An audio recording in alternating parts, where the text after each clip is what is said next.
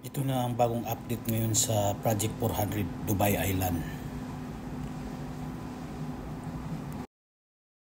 Oops, huwag muna ang skip. Mag-iwan ka muna ng bakas dyan sa baba para marami tayong kaibigan. Dito ko sa 400 na project.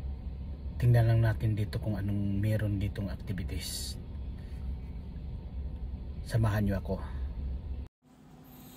Ito na yung update sa 400. Nag-screeding na pala sila. Papatagin pa yan lahat para mag-umpisa na yung kung hollow block piling sa gilid. Tapos yan, nakikita nyo mga bilog-bilog na may mga steel. Malalim yan mga kulom kung sa baga sa atin. Dito naka-piling yan. Diyan mag-umpisa kasi yung yung steel piling nila para sa slab. Yun, nagtitis load yun para sa third party.